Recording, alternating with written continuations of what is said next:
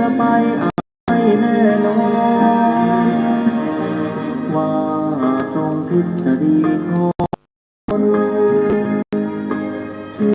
อจนหลงนั้นผิดคำสอนเชื่อรักนั้นควรสังวรแต่อาจารย์สอนใช่ว่าเชื่อหมดเลย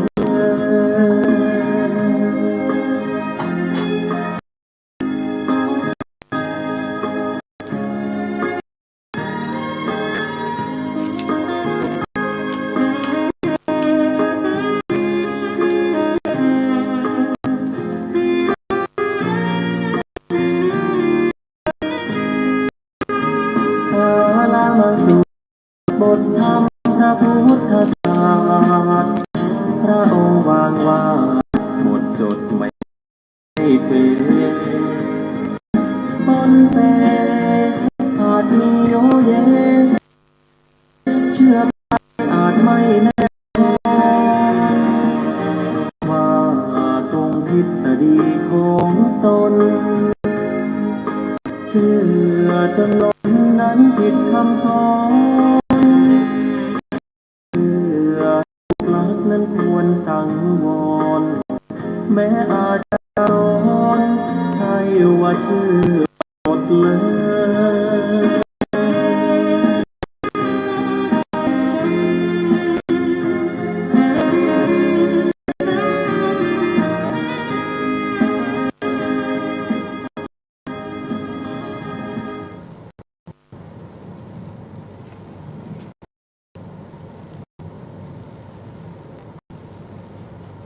พุทธังสรณังกัจฉามิ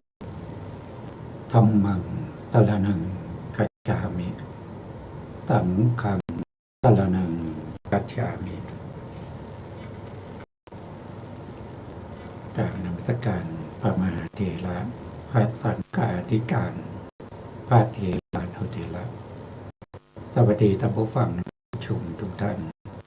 กลับมาพบรายการศึกษาพระสัทธรรมเพื่อการพ้นทุกข์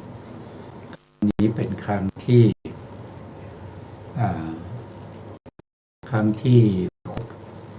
36นะครับการนี้ก็มีทุกวันอาทิตย์ตั้งแต่เวลา 16 นาฬิกาถึง 17 นาฬิกาประมาณ1 ชั่วโมงนะครับก็มีผู้ดำเนินรายการอยู่2 ท่านด้วยกันนะครับก็มีอาจารย์กันดาพิรวงศ์แล้วก็ผมอาจารย์ประเสริฐวงศ์เป็นผู้ดำเนินรายการรับฟังได้ทางสถานีวิทยุวัดไฝจังหวัดเชียงใหม่ในคลื่น 4.5 เมกะเฮิรตซ์ซึ่งเป็นรายการที่นำเกี่ยวกับเรื่องของธรรมคำสั่งสอนของพระสัมมาสัมพุทธเจ้าตามเถระโดยมากก็นำมาจากพระไตรปิฎกและอัตถกถาชุด91เล่มของมหามกุฏราชวิไลเราไปเล่มนี้อยู่นะครับซึ่งการศึกษาคำสั่งสอนของพระเจ้านั้นเป็นการศึกษาเพื่อที่จะพ้นทุกข์เพื่อที่จะพ้นทุกข์เราไม่ได้ศึกษาเพื่อให้มีความสนุกสนานสมนัสแบบโลกไม่ได้ศึกษาเพื่อโทมนัสแบบโทสะ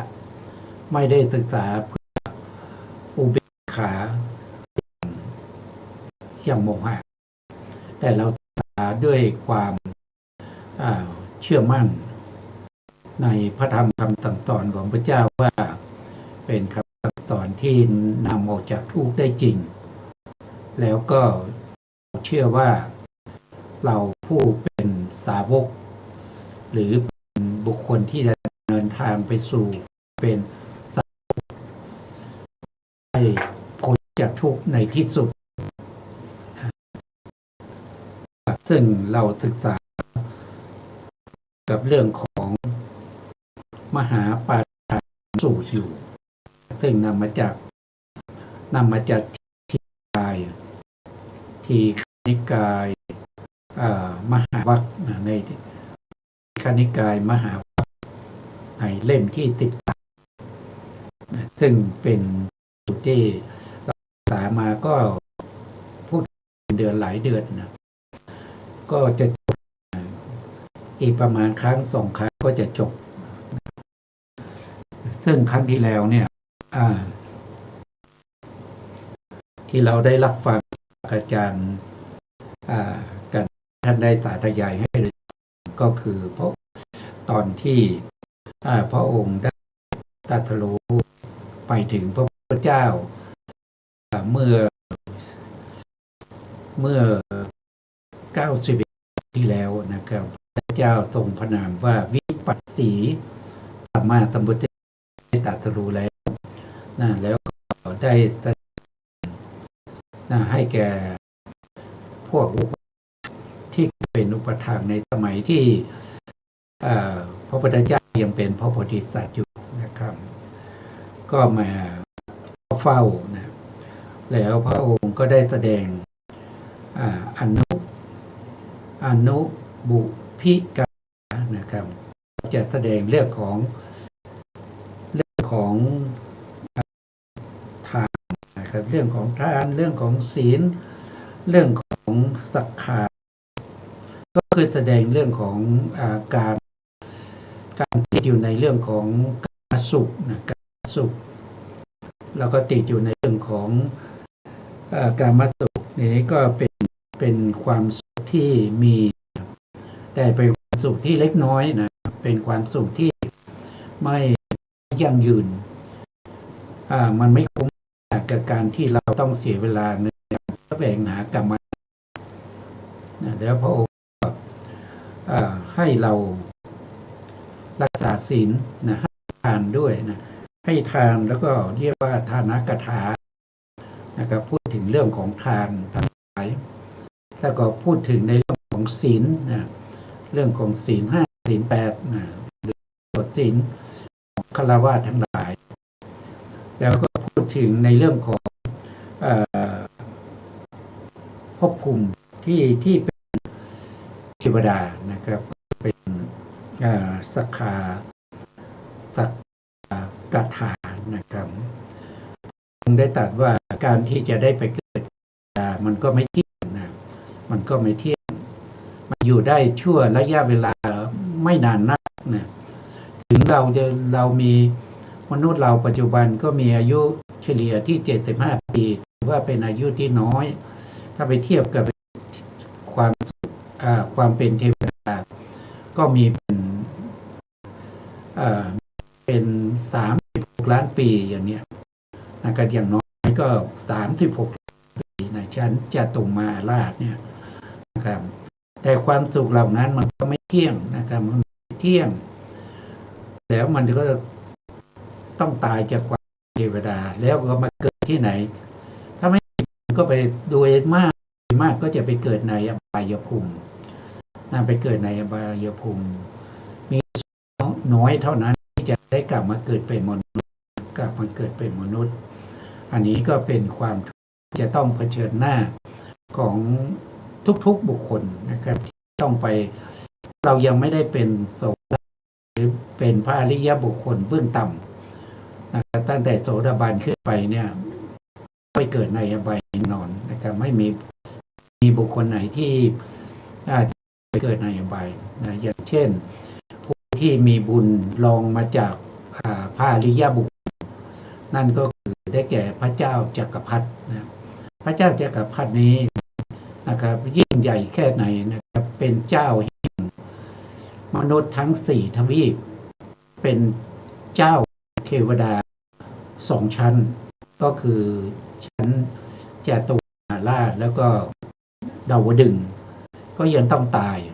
ยกตัวอย่างเช่นพระเจ้ามันทาตุราชซึ่งเป็นพระเจ้าจักรพรรดิอันนั้นก็เป็นอดีตพระโพธิสัตว์ของเรานะก็ตายแล้วพระเจ้ามันทาตุราชก็ไปเกิดในนะครับอันนั้นก็เป็นเรื่องที่ปรากฏอยู่ในไหนนะอยู่ที่ ที่ชัดเจนก็อยู่ในในที่ประธานสูตรนะครับ ก็มีอยู่นะครับในธรรมบทในบทหรือว่าใน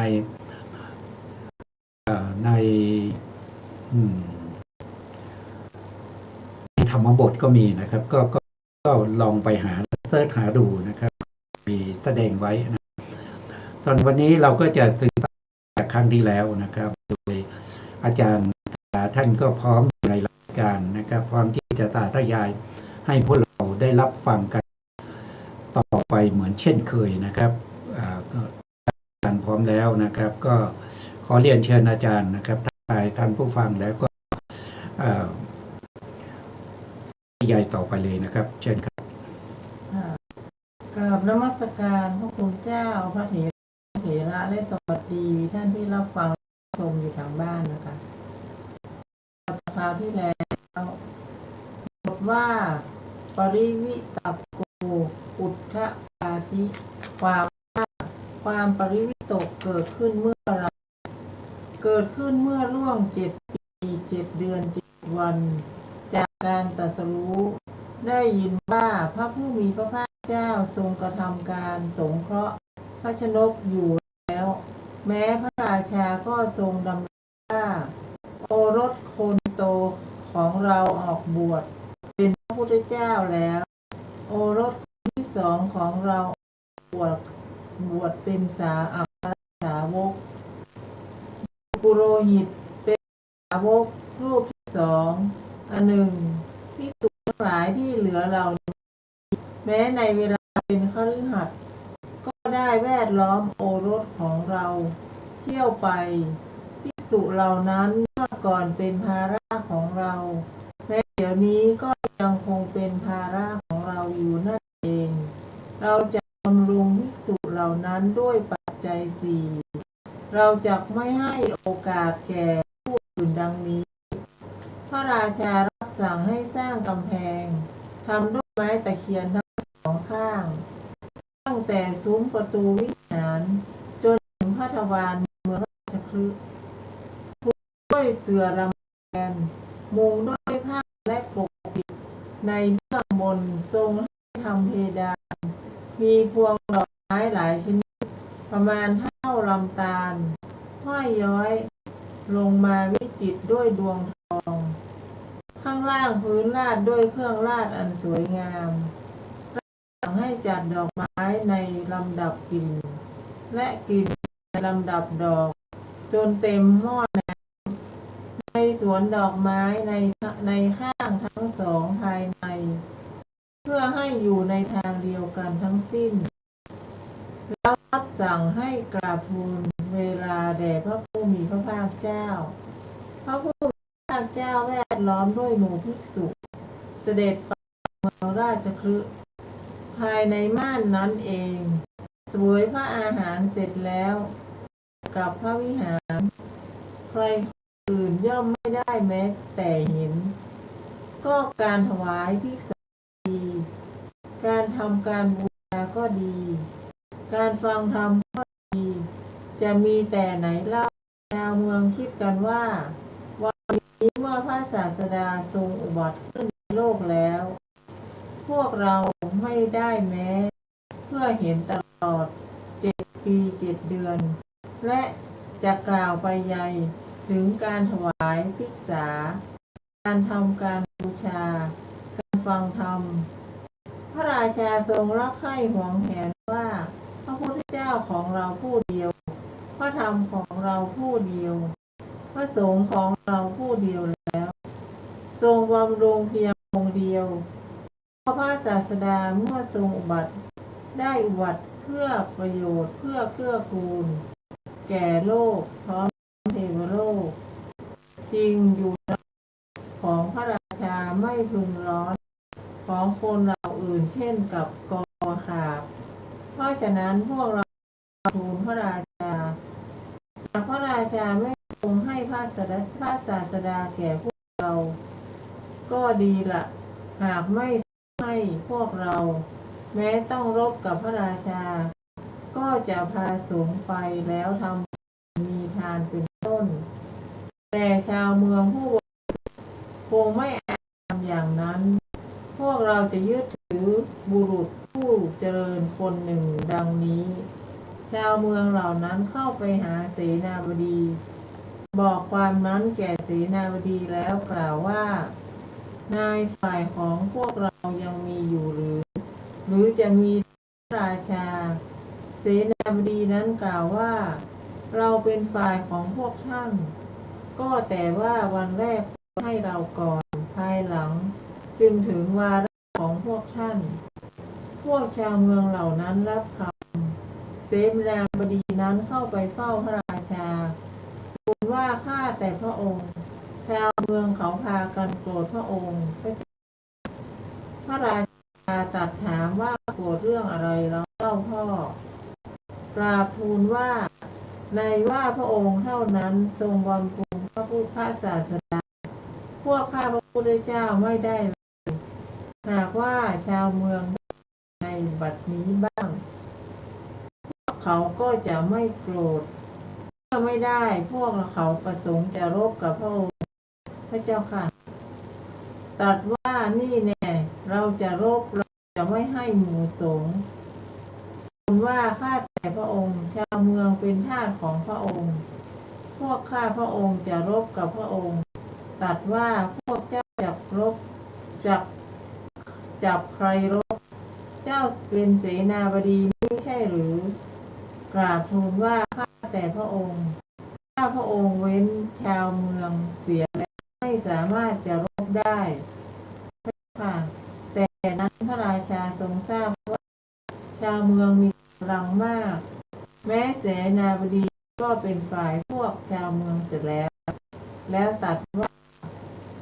พวกชาวเมืองจงให้ภิกษุแก่ตลอด7 ปี7 เดือนต่อไปพวกชาวเมืองไม่ยอมรับพระราชาทรงลดมา6 ปี5 ปี3 ปี2 ปี1 ปีแม้ให้ลดอย่างนี้ชาวเมืองก็ไม่ยอมรับพระราชาทรงขอ7 วันอื่นพวกชาวเมืองคิดกันว่าบัดนี้พวกเราไม่ควรทำความรุนแรงกับพระราชาจึงอนุญาตพระราชาทรงตระเตรียมทานมุขที่พระองค์ตระเตรียมไว้แล้วถึง7 ปี7 เดือนเหลือเพียง7 วันเท่านั้นตลอด6 วันทรงให้ทานแก่คนบางพวกผู้ยังไม่เห็นเท่านั้นในวันที่7ตรัสเรียกชาวเมืองมาตรัสว่าพวกท่านจะสามารถให้ทานเห็นปานนี้ได้หรือแม้พวกชาวเมืองก็พากันกราบทูลว่าทานนั้นอาศัยพวกข้าพระองค์นั่นแหละจึงเกิดขึ้นแด่พระองค์แล้วไม่ใช่หรือกราบทูลว่าพวกข้าพระองค์จักสามารถพระเจ้าข้าพระราชาทรงเช็ดผ้าอัศชนหลังพระเนตรพระขออภัยค่ะหัดถวายบังคมพระผู้มีพระเจ้าแล้วทูลว่าข้าพระองค์ผู้เจริญข้าพระองค์คิดว่าข้าพระองค์จักไม่ทำภิกษุ6,800,000 รูปให้เป็นภาระของผู้อื่นจักบำรุงด้วยปัจจัย4ตลอดชินจนชีวิตค่ะครับผมคำนี้ก็เป็นในสมัยของพระเจ้าวิปัสสีนะครับเจ้าวิปัสสีซึ่งผู้ที่นำมาแสดงก็คือได้แก่พระพุทธเจ้าของเรานะพระพุทธเจ้าศรีสักยมุนีโคตมะเป็นผู้นำมาแสดงเนื่องจากว่าพระองค์ได้ผู้จะพิสูจน์ทั้งหลายว่าการเลื่อนลึกมาเป็นยังไงนะครับได้ตัดเรื่องของพระพุทธเจ้าวิปัสสีให้แก่พิสูจน์ทั้งหลายรับฟังกันก็เล่าเรื่องมานะครับตั้งแต่พระโพธิสัตว์บารมีแล้วก็ไปเกิดบนสวรรค์นะครับในชั้นดุสิตนะเพื่อรอเวลาที่จะได้ตรัสรู้พระพุทธเจ้านะหลังจากนั้นก็ทรงปฏิสนธิในครรภ์ของพระมารดาแล้วก็ได้อุบัติ อยู่ในความเป็นฆราวาสอยู่ถึง 20,000 ปีเพราะในสมัยพระพุทธเจ้าวิปัสสีคนทั้งหลายมีอายุอยู่ที่ 100,000 ปีนะ100,000 ปีก็เล่นฝุ่นนะครับเล่นฝุ่นเล่นตามของเด็กเนี่ยอยู่ถึง 20,000 ปีด้วยกันนะครับแล้วหลังจากนั้นก็เข้าสู่ความเป็นคนหนุ่มเป็นคนหนุ่มคนแน่นนะก็ได้อภิเษกนะกับมเหสี แล้วก็ได้บุญหนึ่งองค์ด้วยกันนะครับแล้วหลังจากนั้นก็ออกมหาวิเนศกรมได้ตรัสรู้เป็นพระพุทธเจ้าแล้วพระบิดาของพระพุทธเจ้าก็คิดว่าลูกของเราได้เป็นพระพุทธเจ้าแล้วเพราะฉะนั้นเราก็เป็นพ่อของพระพุทธเจ้านะครับก็เลยอยากจะบำรุงให้ทานทำบุญกับพระพุทธเจ้าพร้อมด้วยสาวกนะโดยไม่อยากจะให้ใครเนี่ยมาแย่งบุญนะด้วยกันทำทุกวิถีทางนะครับที่จะไม่ให้บุคคลอื่นได้ทำบุญกับพระพุทธเจ้านะก็เป็นปัญหานะครับชาวบ้านก็ชุมกันแล้วก็ได้พูดคุยว่าพระพุทธเจ้าอุบัติขึ้นมาก็เพื่อประโยชน์ความสุขแก่ของสรรพสัตว์ในโลกนี้ไม่ใช่ว่าจะเป็นพระพุทธเจ้าของพระราชาแต่เพียงผู้เดียวนะก็เลยประชุมกันนะครับแล้วลงกันว่าจะไปขอนะไปพบพระราชาขอให้ได้ทำบุญบ้างนะครับพระราชาก็ไม่ยอมอำมาตย์ทั้งหลายก็ประท้วงด้วยกันเข้าข้างประชาชนนะทีนี้พระราชาก็ไม่รู้จะทำยังไงนะไม่ว่าจะเป็นอำมาตย์เสนาบดีนะครับพระราชบริพารทั้งหลายพร้อมด้วยประชาชนทั้งหมดก็ตั้งตนขึ้นมาเพื่อจะลบกับพระราชาเพื่อจะชิงทำบุญนะทำกับพระพุทธเจ้านะครับพระราชาก็เหลือตัวก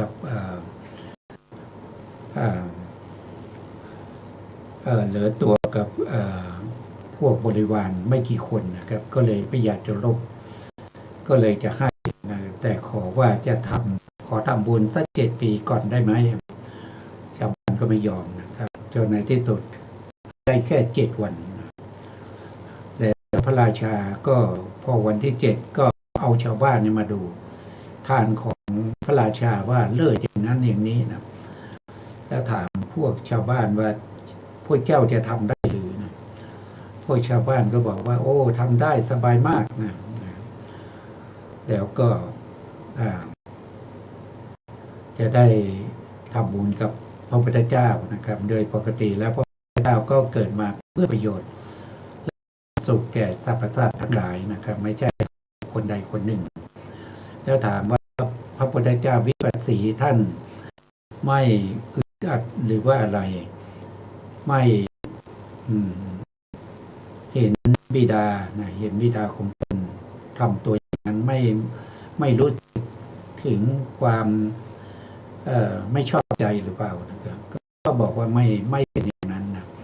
พระเจ้าท่านเป็นบุคคลที่ไม่มีจิตที่เป็นโลภะโทสะโมหะนะท่านจิตของท่านเป็นมหากุศลนะครับถามว่าพระพุทธเจ้ายอมได้ยังไงนะพระพุทธเจ้าก็รู้อยู่แล้วนะครับว่าไม่นานนะครับชาวบ้านก็ได้ทำบุญกันไม่ใช่ว่าจะอยู่อย่างนี้ตลอดไปนะครับแล้วพระพุทธเจ้าก็มีภารกิจในการที่จะสงเคราะห์ประชาชนอยู่แล้วนะด้วยการตรวจสอบในเรื่องของอินทรีย์ของสัตว์ทั้งหลายนะตอนเช้าเนี่ยพอก่อนที่จะไป บิณฑบาตหรือว่าไปเสวยพระกยางานในพระราชวังพระองค์ก็จะทำหน้าที่โดยการส่งไข่พยานสอบสัตว์ทั้งหลายว่าบุคคลไหนนะครับที่สมควรจะได้รับฟังธรรมคำสั่งสอนของพระพุทธเจ้าแล้วก็จะได้เป็นพระอริยบุคคลครับแต่ก็ตรวจสอบแล้วในช่วงแรกๆเนี่ยนะครับด้วยบุญของพระบิดาของพระพุทธเจ้าก็ยังไม่มีใครมาปรากฏนะครับหรือว่ามีใครมาปรากฏพระองค์ก็ได้เสด็จไปโปรดคนเหล่านั้นนะครับโดยไปทางอากาศหรือว่าหายตัวไปนะครับไม่ต้องย่างพระบาทไปนะครับแต่ทั้งหมดนะครับก็มันเป็นเหตุเป็นปัจจัยก็ยังไม่มีใครที่มาปรากฏในครั้งนะเพราะช่วงนั้นเป็นช่วงที่มนุษย์เรามีมากเหลือเกินมันมากเป็นแสนปีอย่างเนี้ยนะครับเป็นแสนปีแต่พระพุทธองค์ก็จะอยู่ในพระชนม์80,000 ปี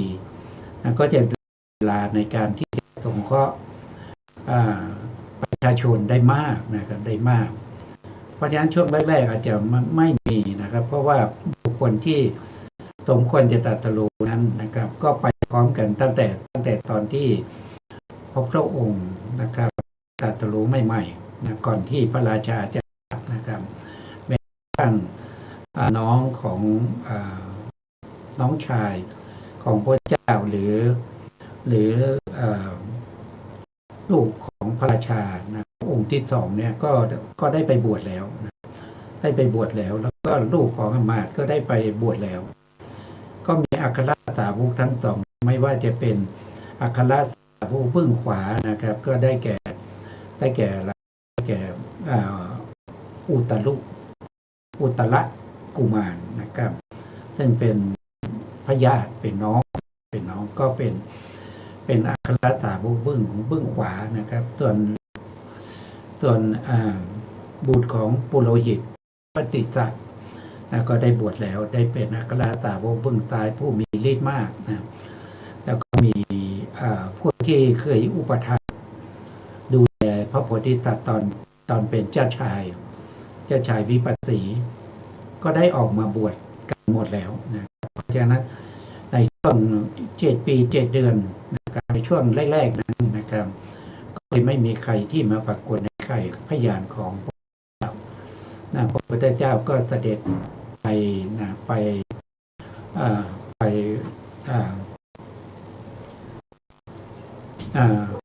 อนุเคราะห์นะครับเรียกว่าไปนะครับแก่พระบิดาและพระญาติทั้งหลายเป็นระยะเวลาอยู่ถึง7 ปีผ่านมาแล้วนะครับและหลังจากนั้นก็เป็นหน้าที่ของชาวบ้านต่อไปนะครับชาวบ้านกับพวกหมากนะอัมมาปุโรหิตทั้งหลายจะได้ทำบุญกันนะครับเรื่องจะเป็นยังไงต่อไปนั้นเราก็ต้องฟังอาจารย์ท่านได้สาธยายต่อจากเมื่อกี้นะครับก็เรียนเชิญอาจารย์ครับเชิญครับบัดนี้ข้าพระองค์อนุญาตแก่ชาวเมืองแล้วเพราะชาวเมืองพากันโกรธว่าพวกเราไม่ได้เพื่อทานตั้งแต่วันพรุ่งนี้พวกพระคุณเจ้าทั้งหลายจงกระทำอนุเคราะห์แก่ชาวเมืองเหล่านั้นเถิดครั้นถึงวันที่2เสนาบดีตระเตรียมมหาทานแล้วกล่าวว่าวันนี้พวกท่านจงรักษาโดยที่คนอื่นบางคนจะไม่ถวายแม้ภิกษาอย่างเดียวได้ตั้งบุรุษไว้โดยรอบในวันนั้นภรรยาเศรษฐีร้องไห้พูดกับลูกสาวว่าลูกเอ๋ยหากภรรยาของลูกยังมีชีวิตอยู่วันนี้แม่คงจะยังพระทศพลให้เสวยก่อนลูกสาวพูดกับแม่ว่าแม่จ๋าอย่าคิดไปเลยลูกจะกระทำโดยที่หมู่ภิกษุพระเจ้าเป็นประมุขจักเสวยภิกษาของพวกเราก่อน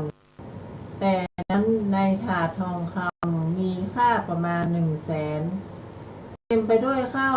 ปลายาตไม่มีนางได้ปรุงเนยใส่ผึ้งน้ำตาลกรวดเป็นต้นเอาถาดใบอื่นครอบถาดทองคำล้อมถาดนั้นด้วยสายพวงดอกมะลิทำคล้ายเชือกร้อยดอกไม้ในเวลาพระผู้มีพระภาคเจ้าเสด็จเข้าสู่บ้านนางยกขึ้นเองแวดล้อมด้วยหมู่พี่เลี้ยงออกจากเรือนในระหว่างทางพวกคนใช้ของเสนาบดีกล่าวว่าดูก่อนแม่นางเจ้าอย่ามาทางนี้ธรรมดาหญิงผู้มีบุญมากย่อมมีคำพูดน่าพอใจเมื่อคนใช้ของเสนาบดีเหล่านั้นพูดบ่อยๆก็ไม่ห้ามถ้อยคำของนางได้นางกล่าวว่าอาจ๋าลุงจ๋าน้าจ๋าเพราะเหตุไรพวกท่านถึงไม่ให้ฉันไปเล่าคนรับใช้เหล่านั้นกล่าวว่าเสนาบดีตั้งใจตั้งเราไว้ว่าพวกท่านจงอย่าให้ใครๆอื่นขายของเคี้ยวของบริโภคได้นางกล่าวว่าก็พวกท่านเห็นของเคี้ยวของบริโภคในมือของฉันหรือคนใช้ตอบว่าพวกเราเห็นพวงดอกไม้นางถามว่าเสนาบดีของพวกท่านไม่ให้เพื่อทำการบูชาด้วยพวงดอกไม้ดอกหรือคนใช้ตอบว่าใช่สิแม่นางกล่าวว่าถ้าเช่นนั้นพวกท่านจงหลีกไปเถิดแล้วเข้าไปเฝ้าพระผู้มีพระภาคเจ้ากราบทูลว่าข้าแต่พระผู้มีพระภาคเจ้าขอพระองค์ทรงให้รับพวงดอกไม้นี้เถิดพระเจ้าข้าพระผู้มีพระภาคเจ้าทรงแลดูคนใช้ของเสนาบดีคนหนึ่งให้รับดอกไม้นางถวายบังคมพระภาคเจ้าแล้วจึงตั้งความปรารถนาว่าเมื่อข้าพเจ้ามีอันต้องเกิดในน้อยภพใหญ่ขอจงอย่ามีชีวิตหวาดสะดุ้งเลยขอให้ข้าพเจ้าจงเป็นที่รักเป็นที่ชอบใจและขอให้ชื่อว่าสุมนาในที่เกิดพวงดอกมะลิเถิดแล้วพระศาสดาตรัสว่าขอนางจงมีความสุขเถิดแล้วนางถวายบังคมกระทำประทักษิณหลีกไป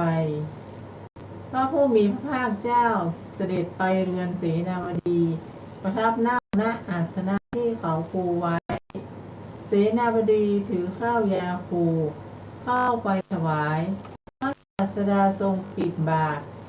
เสนาบดีกราบทูลว่าข้าแต่พระองค์ผู้เจริญหมู่ภิกษุนั่งแล้วพระเจ้าข้าพระศาสดาตรัสว่า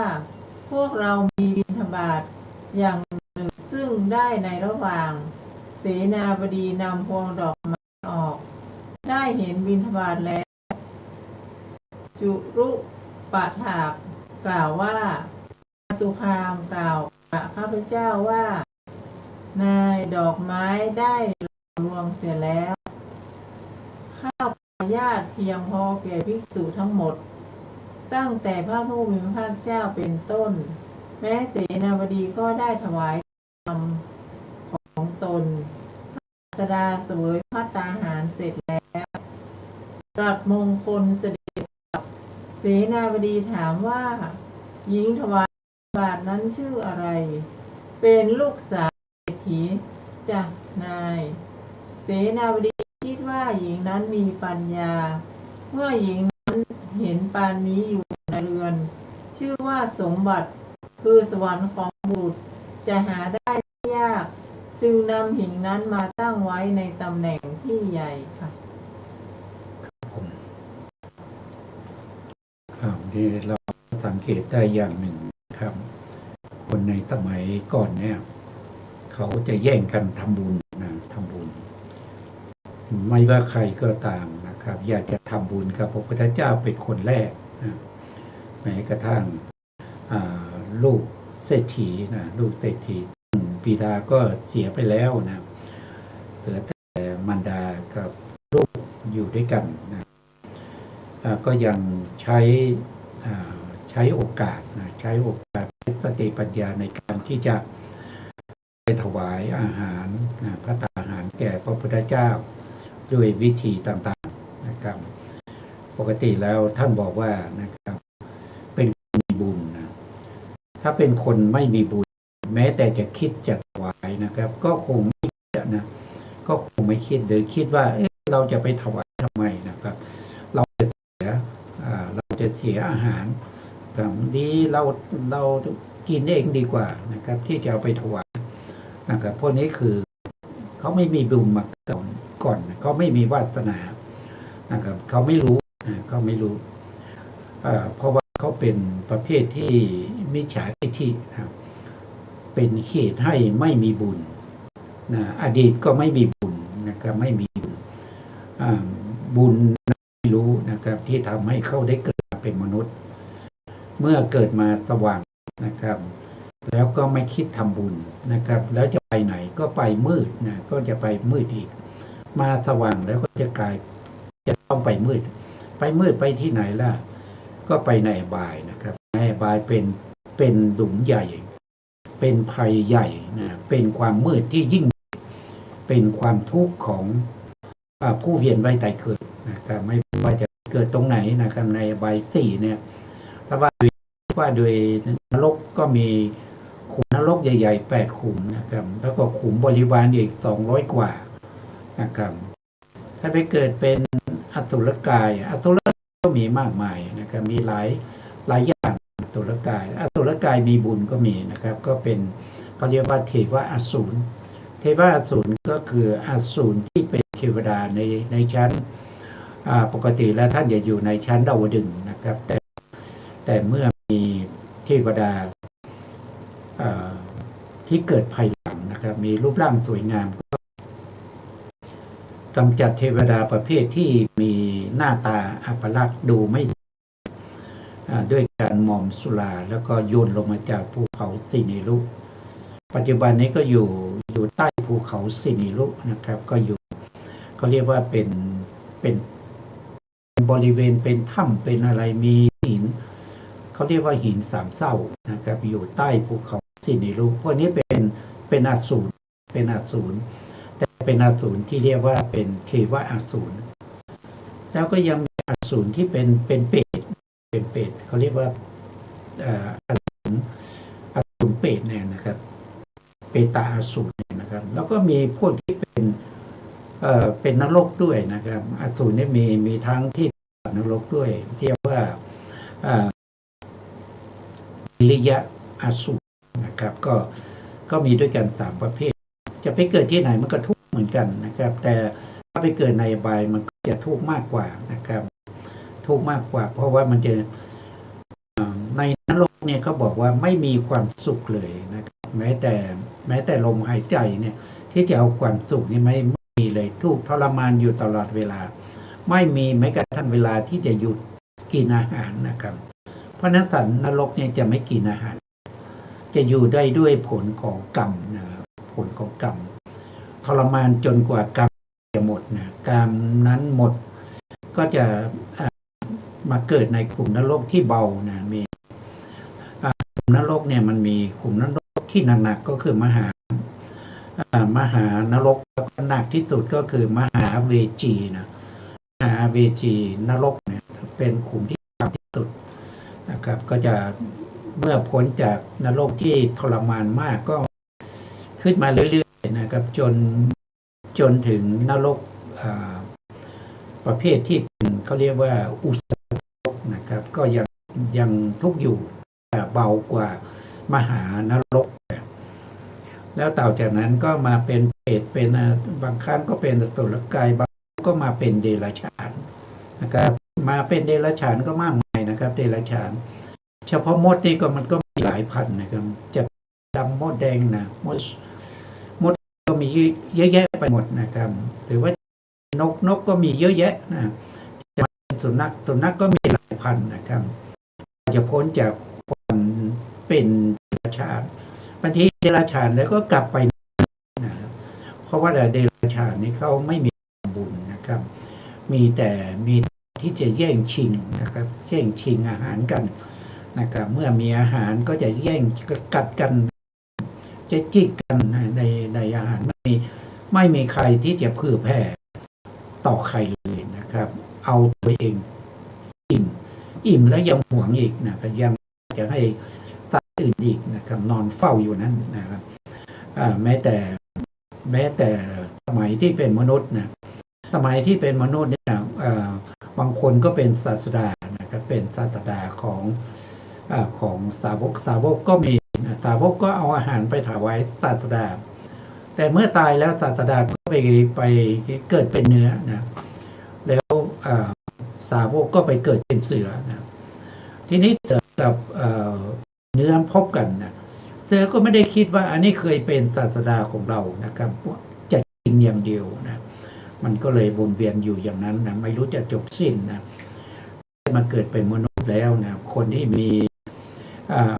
มีวาสนาได้มาเกิดในสมัยที่มีพระพุทธเจ้านะเขาก็แย่งกันทำบุญอย่างนี้แหละนะครับใครก็ตามอยากจะทำบุญก่อนนะครับหลังจากที่พระราชาทรงอนุญาตแล้วใครล่ะจะเป็นคนแรกในการที่จะถวายอาหารก็แย่งกันนะครับเศรษฐีนะครับลูกเศรษฐีผู้ที่บิดาตายแล้วนะก็เลยได้โอกาสเพราะว่าเขามีบุญนะครับเขาปรารถนาจะเป็นมีโภคทรัพย์เป็นคนที่มีบุญมีแล้วก็เขาปรารถนาชื่อว่าสุมนาด้วยนะครับต่อไปเราจะได้ยินคำว่าสุมนานะครับสุมนานี้ก็เป็นคนฉลาดนะครับอมาตย์ก็เลยตั้งให้เป็นแต่งตั้งให้เป็นลูกสาวนะครับลูกสาวคนโตนะครับอันนี้ก็เป็นเรื่องของการแย่งทำบุญพระพุทธเจ้าวิปัสสีเมื่อ91กับที่แล้วนะครับพระพุทธเจ้าของเราเป็นผู้ที่นำมาเล่าให้ฟังนะครับต่อไปเราก็เรียนเชิญอาจารย์ท่านได้สาธยายต่อครับเชิญครับอาจารย์ครับวันรุ่งขึ้นชาวเมืองกันถวายทานได้ปรารภเพื่อถวายโดยสลับกันไปอย่างนี้ว่าแม้พระราชาก็ทรงถวายในวันรุ่งขึ้นพระราชาทรงตั้งจารบุรุษไว้แล้วถวายให้ยิ่งกว่าทานที่ชาวเมืองถวายแม้ชาวเมืองก็กระทำอย่างนั้นเหมือนกันถวายยิ่งกว่าทานที่พระราชาทรงถวายหญิงฟ้อนทั้งหลายในเมืองราชคฤห์กล่าวกับหนุ่มว่าพ่อสามเณรทั้งหลายรับทานที่ไม่ได้กระทำด้วยมือที่ผ้าเช็ดของคฤหบดีทั้งหลายแล้วชำระล้างน้ำลายและน้ำมูกเป็นต้นของเด็กอ่อนกระทำให้เป็นทานสะอาดปราณีตวันรุ่งขึ้นแม้ชาวเมืองทั้งหลายก็กล่าวสามเณรหนุ่มทั้งหลายว่าพ่อสามเณรทั้งหลายนิมนต์รับทานที่ไม่ทำด้วยข้าวสารน้ำนมน้ำส้มและเนยใสที่คร่ามาในเมืองในบ้านและนิคมเป็นต้นไม่ได้ทำด้วยการทำลายแห้งศีรษะและหลังของผู้อื่นแล้วนำมาถวายกระทำด้วยเนยใสและน้ำนมอย่างแท้เป็นต้นทีเดียวครั้นเมื่อล่วงไป7 ปี7และ7 วันอย่างนี้แล้วที่นั้นความวิตกที่ได้เกิดขึ้นแก่พระผู้มีพระภาคเจ้าดังที่ท่านกล่าวไว้ว่าล่วงไป7 ปี 7 เดือน 7 วันจากวันตรัสรู้ความวิตกได้เกิดขึ้นแล้วดังนี้หมดว่าอายะยะตะโลมหาพรหมมาถามว่าพรหมทูลวิงวอนให้ทรงแสดงธรรมบทว่าจตุราสีติอาสหัสสานิคือวิหาร 84,000 หลังวิหารเหล่านั้นทั้งหมดเป็นวิหารใหญ่พระภิกษุได้1,200,000 รูปได้เป็นเช่นกับ มหาวิหารอภัยสิคีรี เจดียบรรพตและจิตตบรรพตค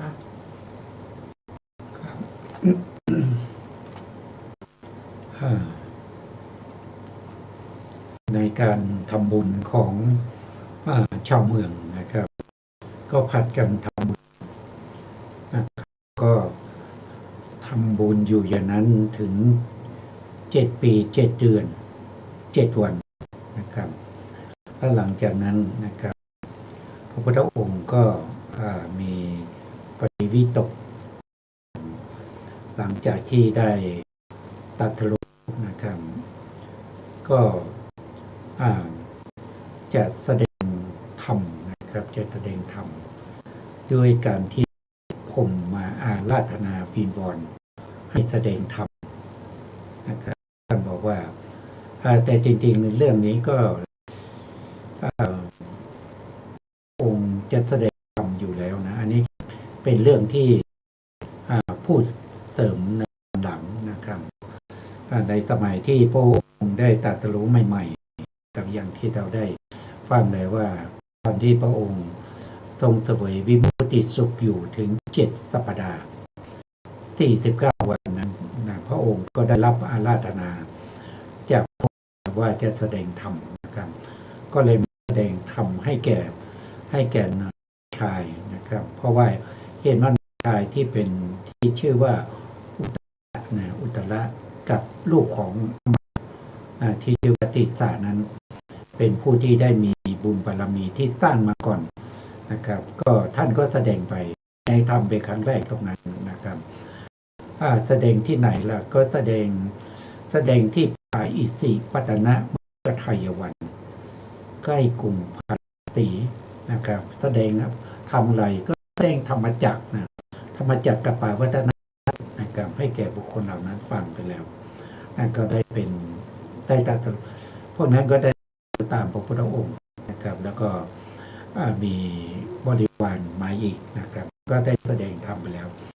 นะครับอันนี้ก็เป็นเรื่องที่เป็นไปอย่างนั้นนะครับเราต่อไปก็เรียนเชิญอาจารย์พาทะยายต่อครับบทว่าขันติปรมังตโปความว่าขันติคือความอดกลั้นเป็นบาตอย่างยิ่งบทว่าตีติขาเป็นไวยพจน์ของขันตินั่นแหละอธิบายว่านิวาสนะขันติกล่าวคือความอดกลั้นเป็นตบะอย่างสูงสุดบทว่านิพพานังปรมังความว่าพระพุทธเจ้าทั้งหลายตรัสว่านิพพานเป็นธรรมอย่างยิ่งโดยอาการทั้งปวงบทว่านาหิปัพพชิตโตปรูปคาตีความว่าผู้ใดเข้าไปทำร้ายรบกวนและเบียดเบียนผู้อื่นเพราะเว้นจากอธิวาสนะขันติผู้นั้นไม่ชื่อว่าเป็นบรรพชิตก็ที่4เป็นไวยพจน์บทนั้นนั่นเองบทว่านะสัมมโนโหติเป็นไวยพจน์ของบทนี้ว่านะหิปัพพชิโตบทว่าปรังวิเหทยะทยันโตเป็นไวยพจน์ของบทนี้ว่าปรูปคาตีอีกอย่างหนึ่งบทว่าปรูปคาตีคือทำลายศีลเพราะศีลท่านกล่าวว่าปรังโดยอัดว่าสูงสุดอธิบายว่าก็เป็นสมณะเบียดเบียนสัตว์อื่นอย่างใดอย่างหนึ่ง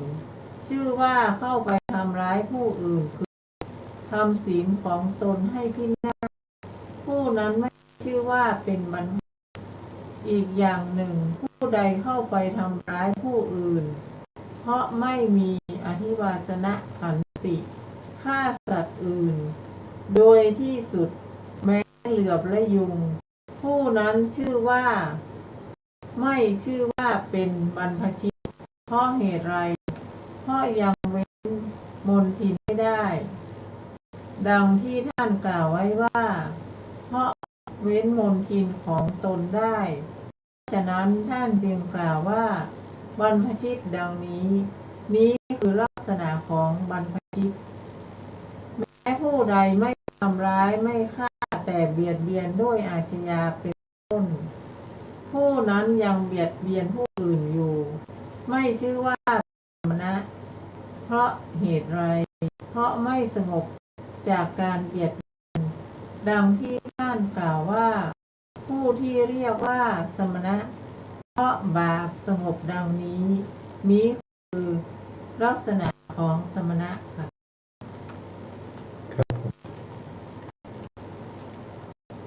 คำนี้ก็เป็นเนื้อหาในการแสดงธรรมแสดงโอวาทปาติโมกข์นะโอวาทปาติโมกข์เนี่ยเป็นธรรมที่แสดงโดยองค์สี่นะก็คือการที่พระอรหันต์ทั้งหลายมาประชุมกันโดยไม่ได้นัดหมายนะครับอันนี้พระพุทธเจ้าวิปัสสีเนี่ยท่านบอกว่ามีพระภิกษุมาประชุมกันเป็นน่าจะเป็น40,000นะครับถ้าจำไม่ผิดเนี่ย40,000 องค์นะครับที่มาประชุมนะครับโดยไม่ได้นัดหมายและเป็นวันที่เป็นวันมาฆะมาฆะฤกษ์นะครับแล้วก็เป็นวันที่ทรงแสดงโอวาทปาติโมกข์นะให้แก่ภิกษุเหล่านั้นนะอันนี้ก็เป็นที่ท่านยกมานะครับที่ท่านยกมาก็คือโอวาทปาติโมกข์นั้นก็แสดงถึงเรื่องของ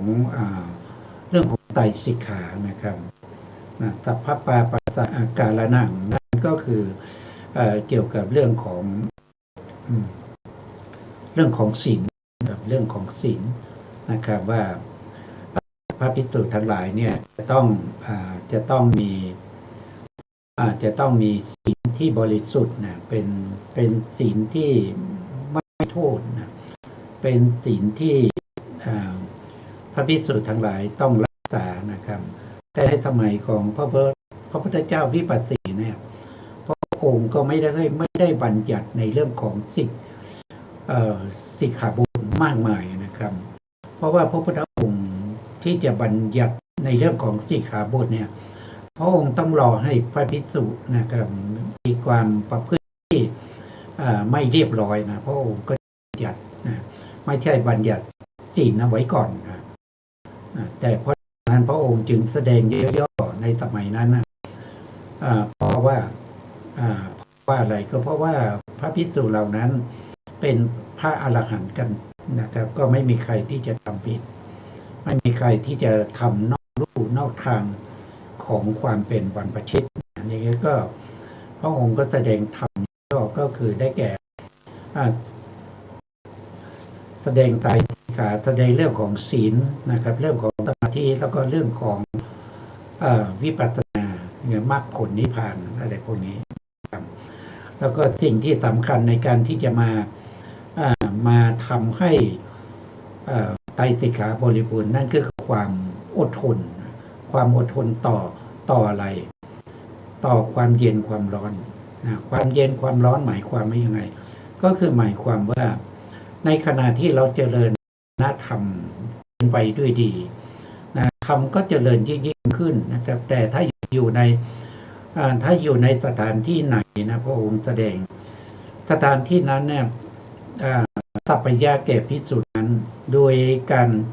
พิจารณาธรรมไหนก็เจริญรุ่งเรืองนะครับเจริญสมาธิก็ได้ฌานปัญญาเจริญวิปัสสนาก็ได้มรรคได้ผลนะครับอยู่อย่างนั้นแต่ว่าอาหารนะครับบิณฑบาตมันยากนะเพราะฉะนั้นก็ให้อยู่ที่นั่นแหละก็อย่าไปที่ไหนนะถึงแม้มันจะยากปัจจัยสี่ได้ยากนะครับก็ให้คนอยู่ตรงนั้นนี่คือขันตินะครับไม่ใช่ขันติที่ว่าจะทนต่อความร้อนก็เลยไปตากแดดทั้งวันอย่างนี้ไม่ใช่นะทนต่อความเย็นก็คืออาบน้ำในฤดูหนาวนะครับเช้าๆก็ไปโดดลงน้ำขบข่าอย่างเนี้ยอันนี้ไม่ใช่นะไม่ใช่ความหมายของคำว่าขันตินะขันติคือความอดทนต่อนิวรณ์ทั้งหลายที่รบกวนจิตใจนะอยู่ที่ไหนนิวรณ์ไม่รบกวนจิตใจนะทุกข์ยากลำบากในอาหารปัจจัยสี่ขอให้อยู่ตรงนั้นนะอันนี้ เวลานี้นึงอาจารย์จะตาไหมครับเหลือนิดหนึ่งครับ เนาะ อ่า คงไม่อะค่ะ อ่า เหลืออีกแค่นาทีเดียว ครับผมนั้นก็จะต่อขยายความต่อนะครับ แล้วพระองค์ยังบอกว่านะครับ ยังบอกว่าถ้าอยู่ที่ไหนนะครับ อาหารบิณฑบาตหรือว่าปัจจัยสี่เนี่ยบริบูรณ์เหลือเกินนะครับ มีแต่คนมาถวาย มีแต่คนมาแย่งกันทำบุญนะครับ แต่ว่าอยู่แล้วเนี่ยสมณธรรมนี่ไม่เจริญนะครับสมณธรรมที่เคยได้สมาธินะมาอยู่ในที่นี้แล้วก็สมาธิก็จะลดลงเรื่อยๆนะครับที่ได้ทุติยฌานก็เข้าทุติยฌานไม่ได้แล้วนะได้ถึงปฐมฌานก็ปฐมฌานก็เข้าไม่ได้แล้วได้แค่อุปจารสมาธินะเคยได้วิปัสสนาญาณนะครับ เคยเห็นรูปนามนะครับเกิดดับอยู่นะครับแต่เข้าไม่ได้แล้วนะแต่อาหารการกินนะครับสัพยะเหลือเกินนะครับ ชาวบ้านก็มีจิตศรัทธามากมายนะครับว่ามันแต่สมณธรรมไม่ดีเพราะบอกว่าถ้ารู้ตอนไหนนะครับ ก็ให้ไปเสียตอนนั้นเลย รู้กลางคืนก็รีบตอนกลางคืน รู้ตอนเช้าก็รีบไปตอนเช้า อย่าอยู่ให้อกุศลธรรมมันกินใจนะครับอย่าไปหวังลาภสักการะอันนี้เป็นเรื่องที่พระพุทธองค์แสดงไว้นะครับพระสูตรอื่นๆนะครับส่วนวันนี้เวลาก็หมดแล้วเพราะฉะนั้นเราก็ขึ้นเวลาให้ทางสถานีต่อไปนะครับสุดท้ายนี้นะครับก็ขอขอบคุณพระครูสมุทรวิสุวัฒน์วรกิจโจผู้อำนวยการสถานีวิทยุเพื่อการศึกษาพระพุทธศาสนาและวัฒนธรรม FM 104.5 เมกะเฮิรตซ์วัดไฝหินจังหวัดเชียงใหม่และขอขอบคุณพระครูปริยานุตตาขอบคุณท่านผู้ฟังและผู้ชมทุกท่านครับที่ให้เกียรติติดตามในรายการศึกษาพระธรรมการพ้นทุกข์ครับพบกันใหม่ในครั้งต่อไปลาไปก่อนครับสวัสดีครับ